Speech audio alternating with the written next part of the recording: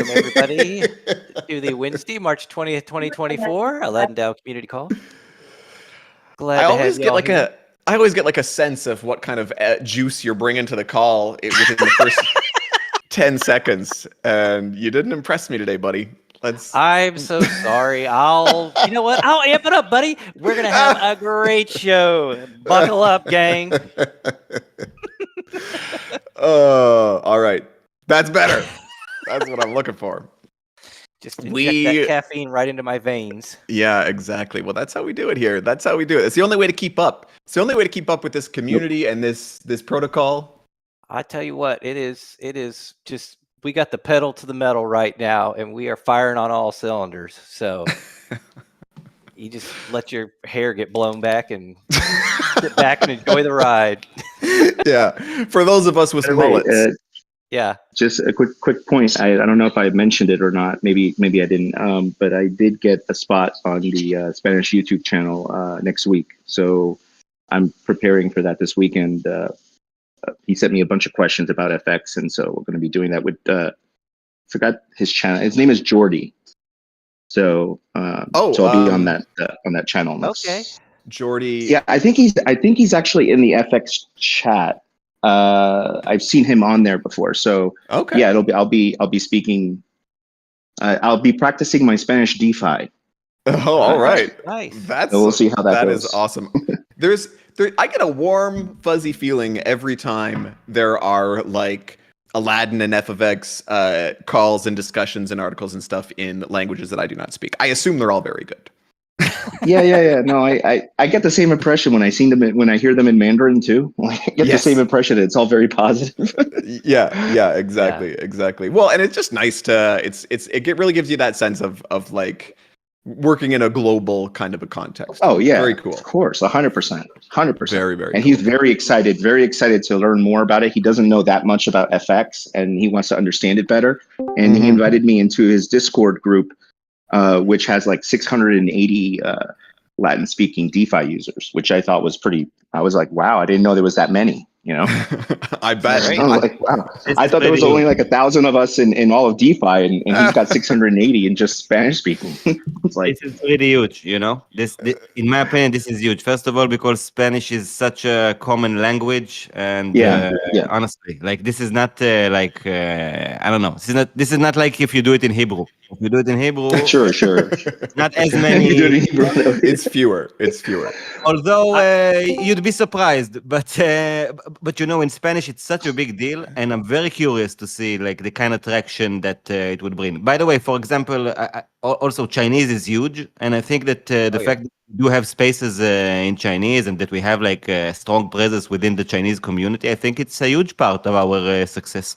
And shout out, of course, to Tao and the others for doing it. Bakenko for translating to Japanese as well. Respect. Oh yeah. That's interesting. That's very cool. Yeah, it's global, and it's only getting globaler. That's a word, so don't look it up. You can't globally enough.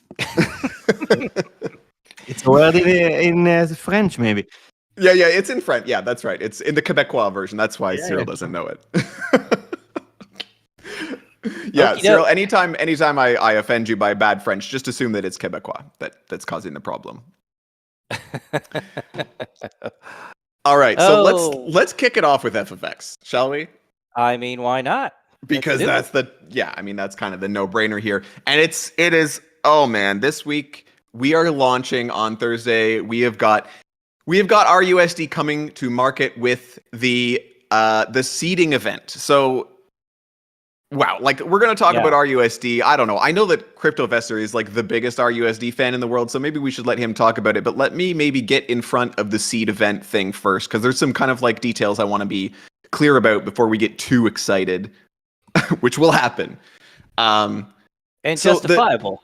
And justifiably so, as you say. Yes. Okay, so we are doing a seed event that's going to be basically equivalent to what we did for FXUSD. However, because there is only, at the time of launch, there is only a single token in the reserve. And that's Ether's restaked ETH.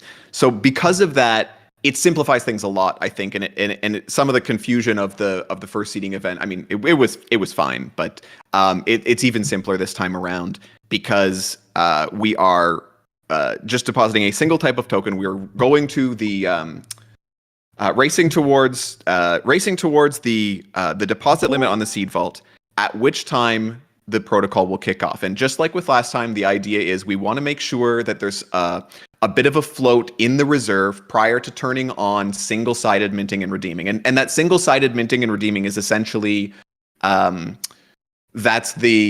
is like the protocol. That is the kind of moment when what we call the SLP, I call the SLP, the stable leverage pair, sort of becomes active. And that's when it's what we would think of as the launch moment for RUSD. So prior to that point in the seeding vault, you automatically mint 50% X and 50% F. So in this case, that's R, I guess. 50% RUSD and 50% X ETH or X of the EtherFi ETH. ETH, right? ETH. That's right. That's right. ETH. Yes, exactly. Yeah. I get an image from Office Space every time. This is my E face. No. Moving with ETH in the reserve and with RUSD and 50% RUSD and X, you will start out tracking ETH exactly, or ETH exactly.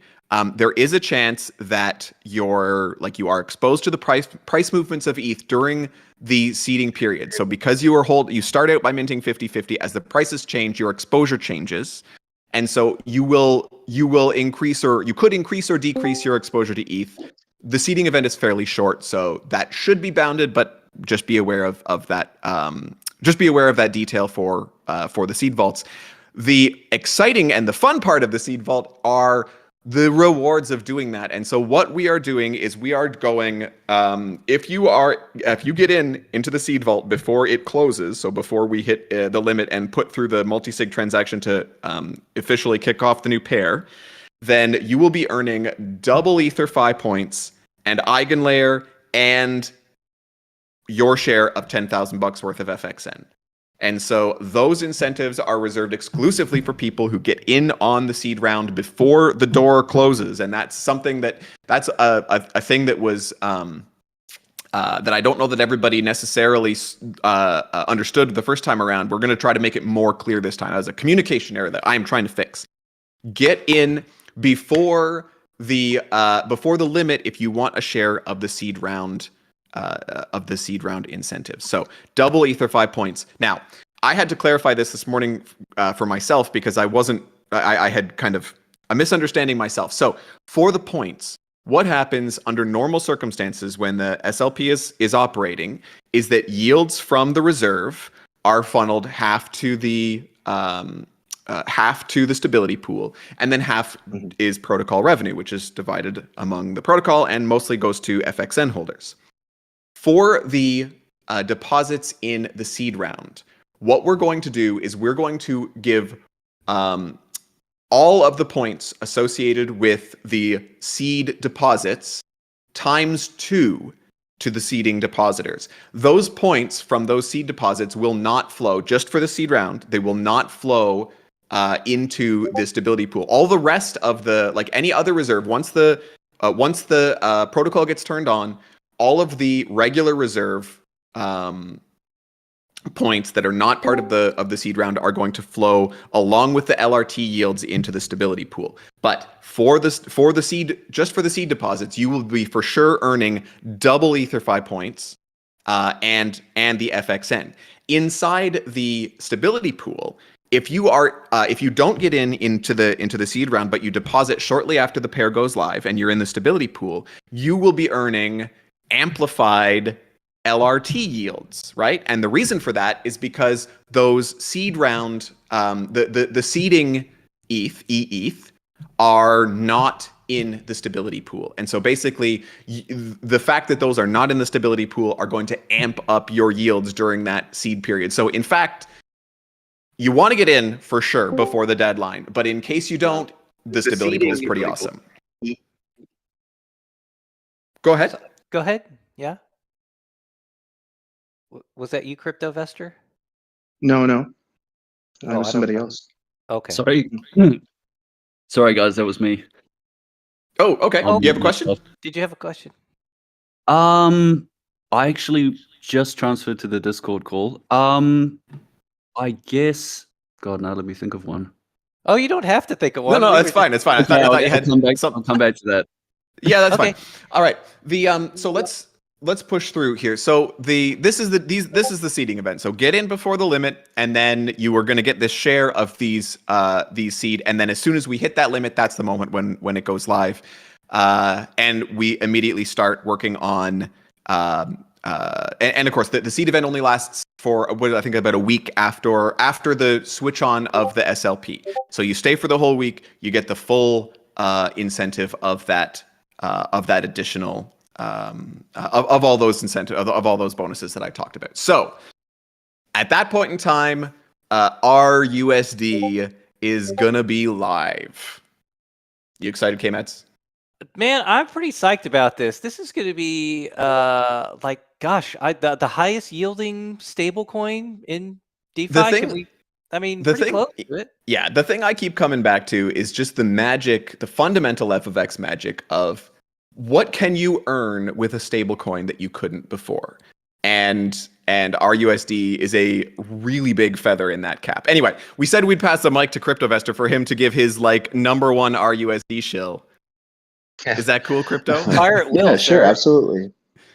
Sure, absolutely. Well, I'm excited about it, obviously, but I think it is an experiment. Obviously, we're going to see how it does. It really depends on a lot of factors, but I think that, with the LRT space, everything going on, I think I really don't think it's going to take very long for the 500 ETH to be filled, to be honest. I think it might be 5 minutes this time, or maybe 2 minutes. But it's exciting to see how we can create a stable coin that actually allows people who have this ETH to earn points.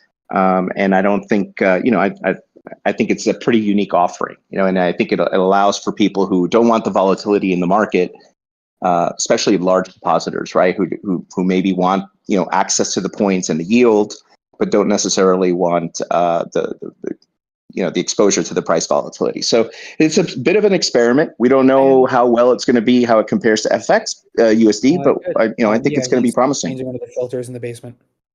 Oh, Arrow, I'm gonna mute you real quick. Okay. It's still in air conditioner. Oh, you gotta server mute K-Mets, otherwise it's just for you.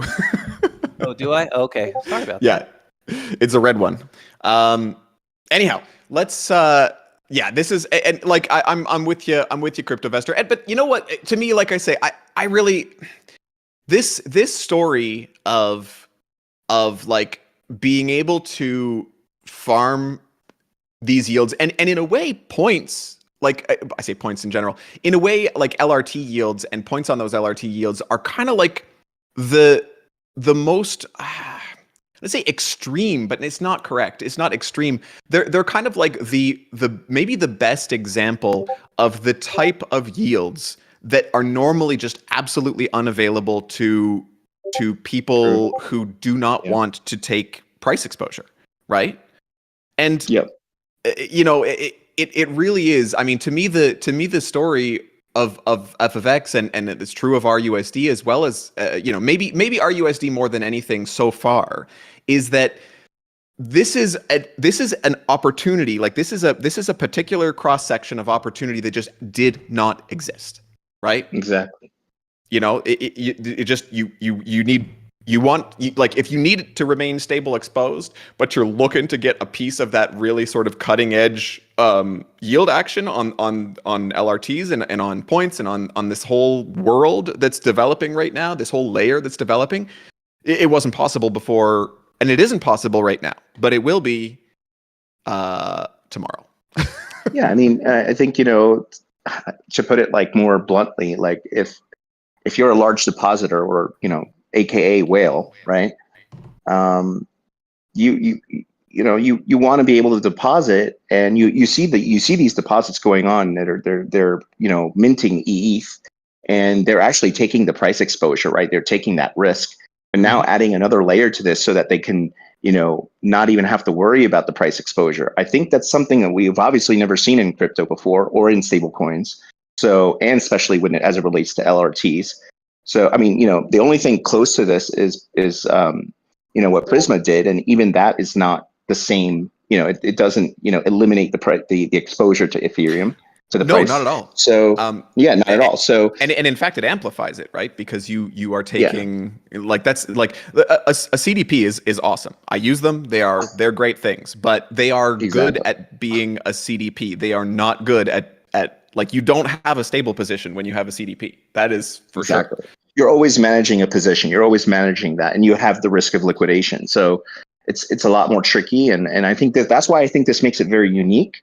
And we'll see. It is a bit of an experiment. It's a bit of a risk, but I think it's probably worth the risk, especially with EtherFi, going live this week. Oh, for sure. Well, on Binance.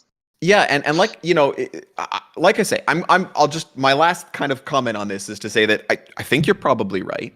To say that a lot of people who are minting, like there are people who are minting ETH in size, and maybe they're minting in smaller size than they would otherwise because they don't want that full price exposure. But I am kind of wondering, are there players in this space who have not touched restaking and haven't even looked for the yields simply because they don't tolerate the price exposure? By offering something that didn't exist before, we not only give existing players a new way to play, but we potentially open up the game for players that couldn't before. And Exactly. Good point. I'm all about making the pie bigger, right? So it is a new offering. And then the other thing that we really need to toot the FFX horn about with RUSD is like this, as I've said before, is the magic of the FFX mechanism. We can spin these derivatives up quickly, but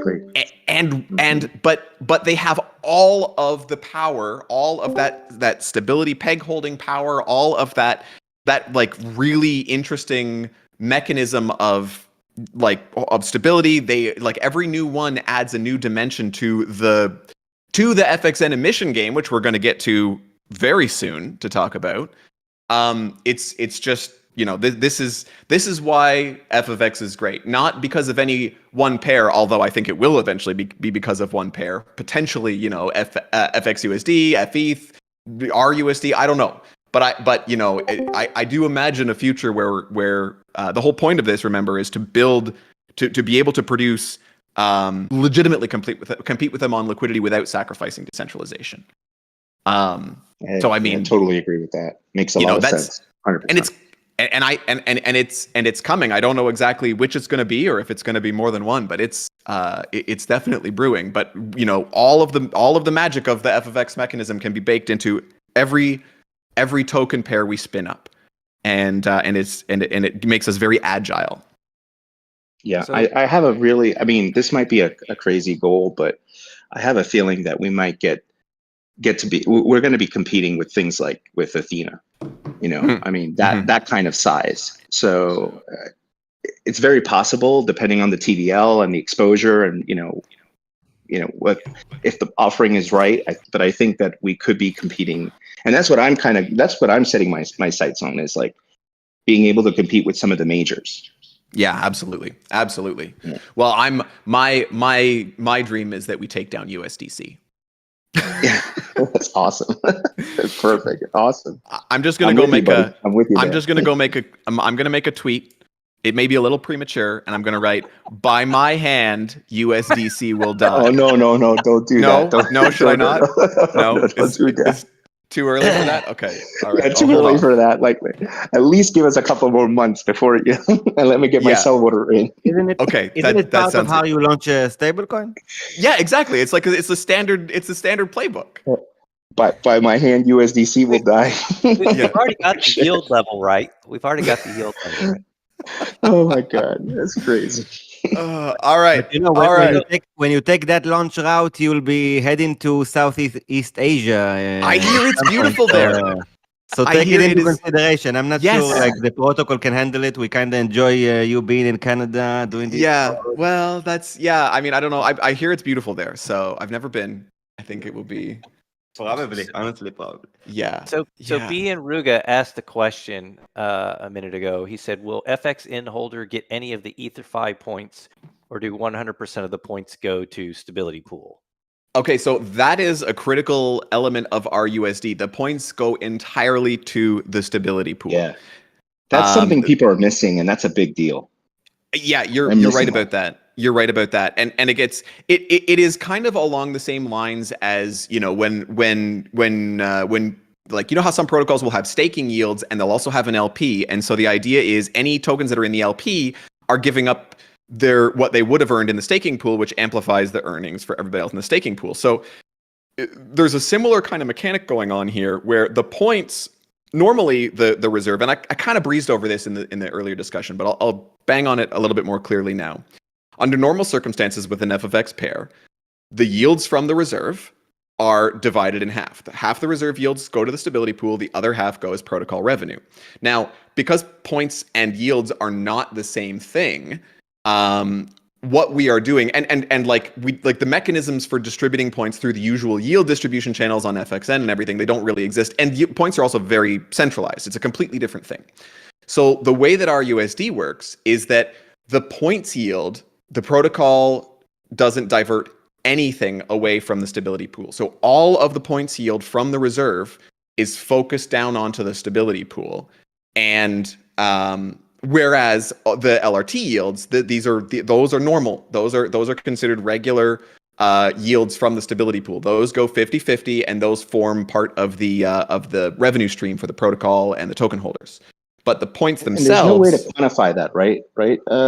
Kruger, there's no way to like kind of put a number on that, right? It's just kind of variable depending on the X demand. So there's no way to really put a number on it. Exactly right. So like it will, not only is it variable, but it will change continuously, just like the leverage does. And in fact, there's this same mechanism works with regular SLP, regular pairs, right? Because you know, there's a you know, if the amount of yield that the reserve is earning is 100 a day, whatever it is, and the collateral ratio is exactly 200%. That is to say, there's exactly 50% of the value minted in F tokens and 50% in X tokens.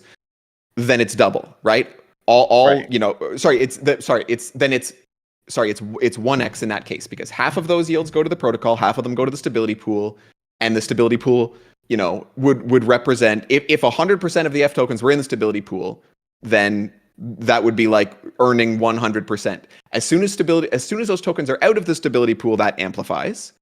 So the first question is, how many of the stable tokens are in the stability pool earning versus not? Because any that aren't are amplifying its yields. And then the second question is, what's the fraction of X tokens minted versus F tokens minted?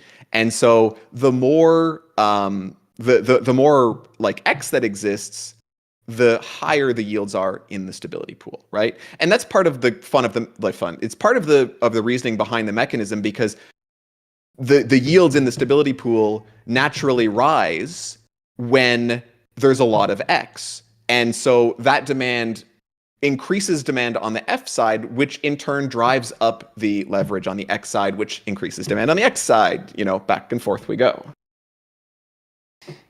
It's going to be I neat. think it's going to be an interesting mechanism. I think we just need to clarify that in the messaging so that we know how to convey that to people, because it's a little tricky to understand. Yeah, that's a fair point. That's a fair point. I mean, it smells like a diagramming opportunity to me. Probably. Yeah, that'd be great for somebody to jump on that. But guys, to be honest, like also like a very simple verbal explanation. Like if we can extract some of the stuff that you guys have mentioned here, I think it's really huge. Like honestly, for me, it helps to understand it better, and I'm sure that for many people who, you know, they're just bombarded with so many stablecoin names and stuff like that. That really, if we can capture like the advantages of RUSD and FXUSD and articulate them shortly and know how to convey these messages, I think it will be huge for us, honestly. Yeah, I think you're probably right about that. And I always get stuck in the trap of being too precise And so I'm always open to everybody's feedback and suggestions on that. But I mean, for me, the TLDR really is always what we've always said, which is earn unstable yields with a stable coin. And can it be an even higher yield than the reserve? Yes, it can. It isn't necessarily, like it varies, but the peak yield is higher than the reserve would have than holding the reserve would have been. So you can actually, depending on the situation, you can earn by holding the stable and farming those unstable yields than by holding the unstable token to farm the unstable yields, which is pretty crazy. Yeah, it's insane. Lot of I think we need to come up with opportunities a quick. Go ahead. Soundbite. Yeah, Go ahead. soundbite. I know what you mean. Yeah, like a sound bite or something quick, like some meme. short version. Yeah, Yeah, we'll something- figure something out. That's what we do best as boosters, right? We'll figure it. Mhm, for sure. Absolutely. Well, and I Okey-doke. mean, hopefully with the boosters, we can get 57 different versions of that message, and we'll see which one sticks and goes viral. That'd be awesome. Okay.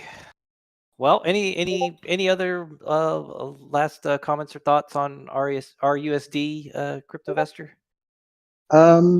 No, I don't think so. I think I'm gonna, start gearing up the tweet storm here in a little bit, after our calls today, and get in that chat for the launch and just get ready for the messaging, the tweets, and all of that. So, just excited. We'll see what happens. We'll see how it plays out. Amen. I think it's gonna be a good day. I think it's gonna be a good day tomorrow, though. Amen. Can I add a few words, Kaimet? Oh, all Please. right. Great. I really think that CryptoVestor has a good point, and if you want the TG group that he started, I think it's huge for us. I do think that if we can put out like a coordinated kind of messaging, and like especially on the time aspect of it, and like have everyone like be a part of it, I really think it can get a lot of traction into RUSD. And also, by the way, guys, we want to have a launch party on hopefully the launch goes well, and we want to have like a launch party on Friday right after the Llama party that we have on Leviathan on Fridays usually, which is Yeah, usually we should do that. at this time. And we want to try, we're going to have Napier this Friday, by the way. And Oh, cool. right after, I kind of want to funnel that audience already to our party. So I want us to start it right after it. And I think it can actually be perfect. very relevant for us and bring a lot of people to know about RUSD and hopefully celebrate it with us. So just filling you guys in, because we haven't really put out a message about it yet, but we're hoping for to have this RUSD launch party at Friday, probably around 11 a.m. Eastern, whenever the Llama party launches, finishes anyway, because I kind of want, like I said, I kind of want to funnel the audience over there. And good luck, guys. Thanks a lot. Yeah, Awesome. No, that's amazing. I definitely want to be a part of that. So whenever you get that ready, just send me a link, and I'm assuming some of you guys can get on there too. KMETs maybe, and I don't know, Kruger, if you're available. Whoever wants to join, yeah. For sure, Yeah. for sure. You guys are invited to the Llama party for sure. Awesome idea, sir. Okie doke. Well, there's your RUSD update. Excited for it. All right. And now for something completely different. For something completely different, it's the first round of voting on gauges. They end tonight. Wow. I gotta say, I am kind of blown away at sort of this first round, and not only at just sort of the incentives, but just kind of like the opportunities for the VLCVX and the VEFXN holders. Because let's see, on Vodium we had 40,000 in incentives, something like that for the first round. Week which- 1. Yeah. Wow. And PYUSD showed up really big, so They- kudos to CryptoVestor on that one. Well, and helping I out. mean, obviously CryptoVestor, but also kudos to PYUSD folks. They said they were serious, and then they were serious. And I don't know about you. I think that they set the tone, I think. I think they psyched everybody out because they were telling me lower numbers. Like they were telling me just lower, and I think they were doing that on purpose. And then they came up with like a much bigger number. I don't know. It just you worked out think- that way. I didn't expect it, honestly, to be honest. That's awesome. So That's really interesting good. dynamic. Interesting dynamic. It is. Well, Well- and now we're going to get to see the fruits of that because the vote sorry, the incentive flow, the FXN flow driven by that vote, it kicks off very soon. Very, very soon. Where's the date? I was right in front of me and then I missed it. It's stand by. Help Well, me I with the can- comments. I tell you what, the what was really cool was to see Aave sort of like step up and be the first ones to put forth the. I mean, they kind of like set the bar initially with Aave That's true. on Paladin. Being the first and- one in, exactly. Yeah, and they're 9 like, hours, by the way, K-Meds, 9 hours. Is that Both what's left? gauge Okay. emissions. And Yeah. That's what And we're to be talking honest- about here. he messaged me. He DM'd me and wanted me to retweet his tweet about his deposit, and I was like, yeah, sure, no problem. And it was like, I was shocked. I was like, okay, great. Yeah, Let's and, do and it. So that's so great. the Paladin vote is still ongoing. The quests on Paladin, and let me tell you, Right. they are awesome. I mean, if you're a VEFXN holder, jump over there and give some love to those gauges because the ones for Ave's Go is fantastic. I mean, it was like Aren't last those- I checked- Aren't those really more about receiving love than giving love? I feel like that's a place where you go to receive love. Or I guess you have to give it first and then you receive it later. That's how incentives work. That's have you never heard the Abbey Road by the Beatles? Sir? Oh, okay. The love I'll you put it on take my is equal to the love you make. right. The Boohoo you said. My God. Okay, you know what? We're Well- ending this call early because that's just heretical and blasphemous.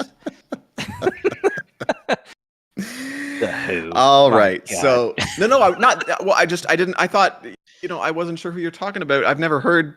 So you said Barbie Road was the album? We're gonna move on because I'm triggered right now and offended, and so Kruger's insults of the Beatles. All right. I'm not in. Oh, Unacceptable. But anyway, so Uh. yeah, Paladin, the gauge votes are still ongoing. So please, if you're a VEFXN holder, go check them out because, like I said, the one for Go is like 86 cents per VEFXN right now, and then the one for Inverse is for Dala is about the same or kind of in that same ballpark. So those are really juicy right now for folks that want to go vote. So go give them or receive love from them.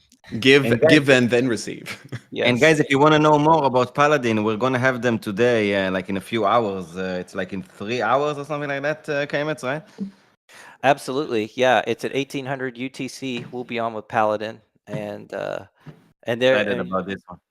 and they'll tell us all about sort of like the background on it, how to use it, how to get the most out of it, what to look forward to, and it's going to be a cool thing because really this is my first experience with interacting with Paladin before, and it was much simpler and smoother than I anticipated. So I was pleasantly surprised at how interacting with the new DeFi protocol was pretty easy. So yeah, it's really cool. So we'll Very be talking cool. with them later on. Well, yeah. I mean, we could probably go on at great length about like the amazingness and the fun of the first round of voting kicking off from the very beginning. I don't know if anybody else has ever achieved something like that before, but I think we can give ourselves and our community a pat on the back for a pretty darn incredible kickoff. Pretty incredible. Hang on. There we go. Man, trying to find that was hard. Yeah, I hear you. You gotta have it up. I knew you beforehand. were It's looking tough to for get it. the You time. tossed out that softball. I did. I was trying to speak slowly to give you a chance to find it. I know you're kind of a boomer on your computer. You had to get your glasses out, and it was a whole thing. Yeah, I'm struggling here, buddy. Okay. All right. Last up on F of X, FIP03, the famous FIP03. That proposal has passed. That is the temporary fixed carve out for FXN emissions, incentivizing FE stability pool during the FXUSD bootstrapping period. So that will be applied as the gauge emissions roll out. You can expect that FETH will continue to receive its stability pool income. And by the way, we've just kind of glazed over this fact, but maybe for everybody who's online right now, we can kind of talk about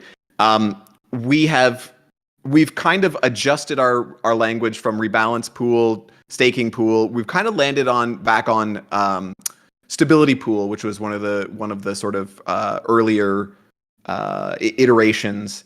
And you know, we're interested to your feedback here, but we want to kind of there's a lot of efforts behind the scene going on to clean up language and messaging.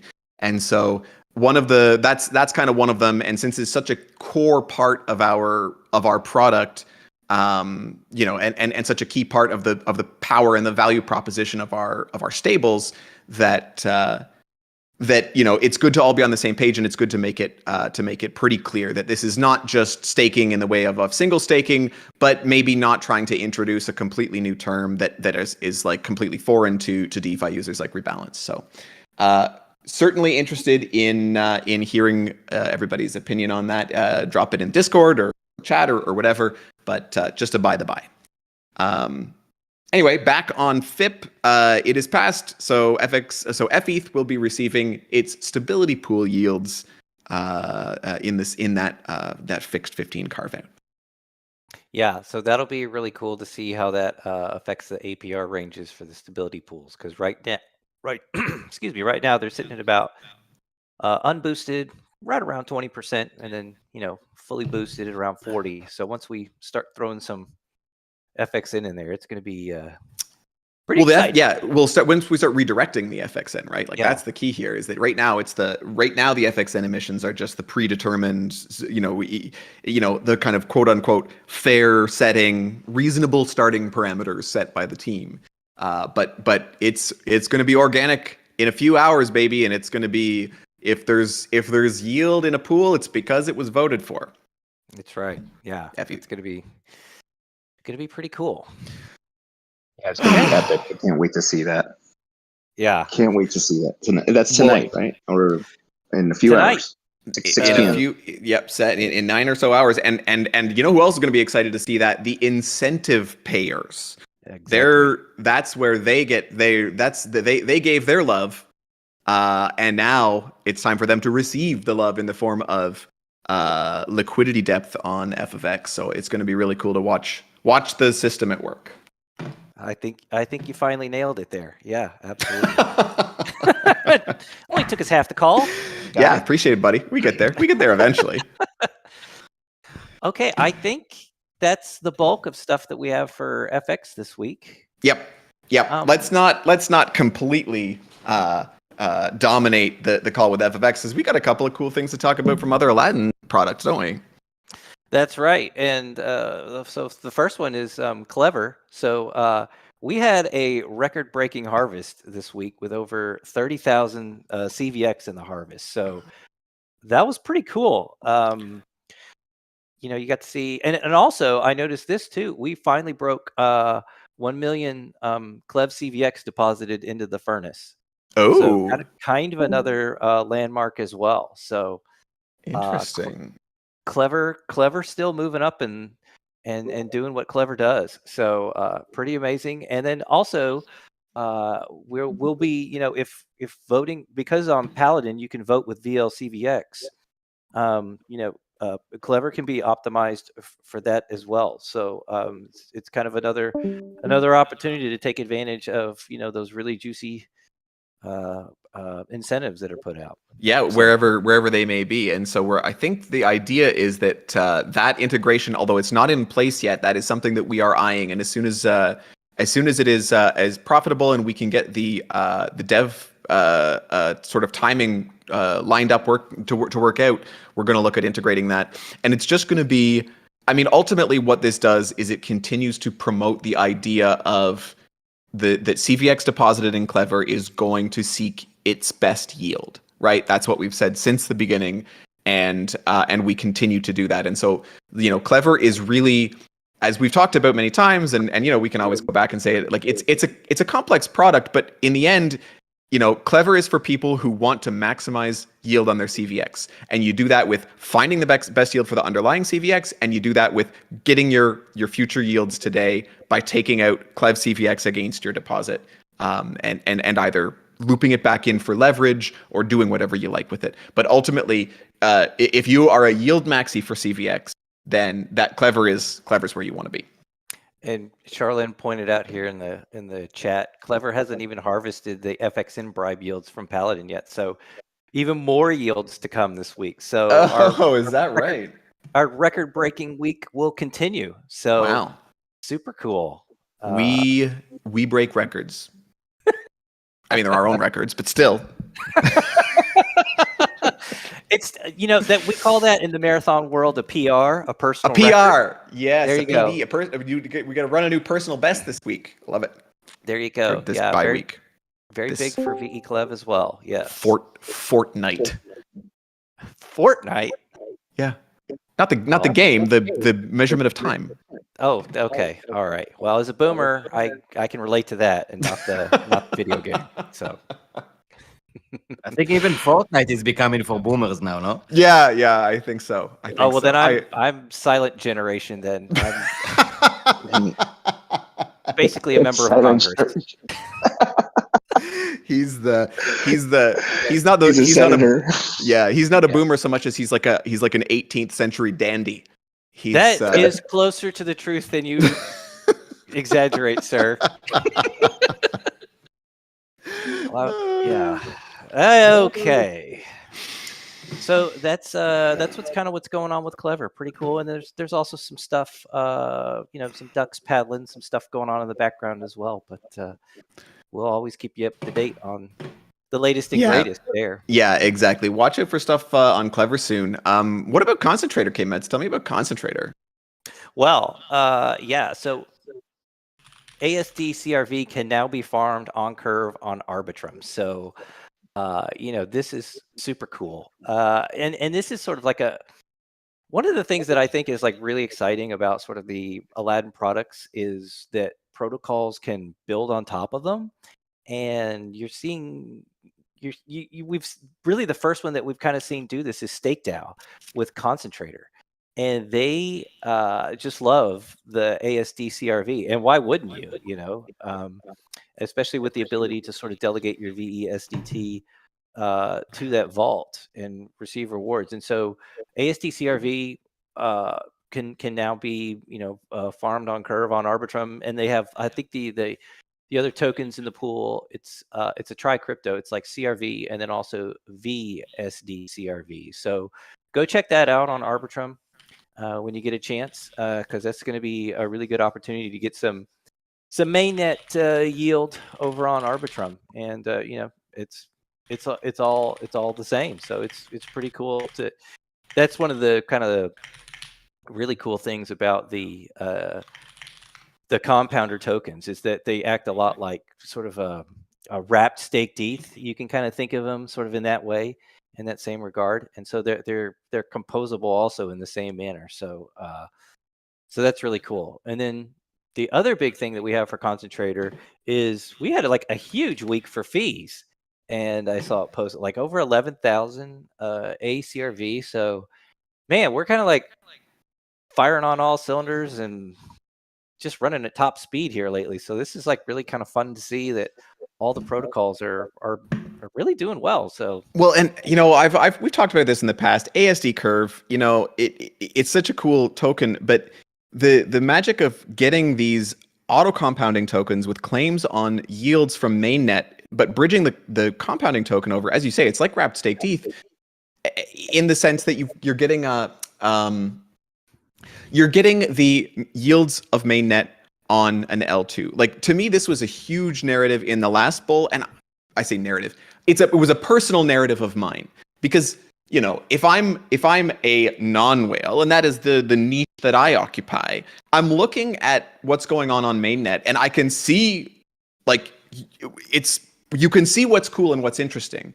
But unless you can come with a certain amount of size, and like everybody's going to be limited at some point with this. You can't try everything on mainnet, but like some people, you might only have to pick one, or and it's tough to bet on only one, or maybe you're not there at all. Well, to be able to access those legitimate yields that often are living on mainnet, but to be able to get access to those without having to take like exposure on gas and all of the risks associated with like unwinding at an inopportune time. That's the thing I'm always worried about on mainnet, right? It's like if I ever have to unwind and I don't get to choose the timeline for whatever reason, I have to count that as a potential loss up front when I'm deciding, is a farm worth farming? Well, you move that to L2 and all of that, or at least a lot of that, disappears. A lot of that problem goes away. And to still be able to access, those awesome mainnet yields from L2s, that's a big deal. Yeah, and I think actually Arbitrum finally rolled out their full debut of implementation of Dencun as well, EIP 4844. So their fees are now, I mean, it's darn near free to transact on Arbitrum now at this point. And so so cool. really cool. I think it's going to lead to a lot of adoption for a whole lot of stuff. So, I mean, now we get to be a part of it with ASD CRV as well. So there you go. Very cool. Yeah. So Last thing, and certainly not the least, is Aladdin. Oh my gosh. We've got a big one for Aladdin. I got my meme out there. I said I would. You did get your meme out there. I told you. There are people who crank the memes out, and we've got them in our community. And then there's Kruger, who thinks of one, thinks it might be good, plans it for several weeks, and then posts it. And it is glorious.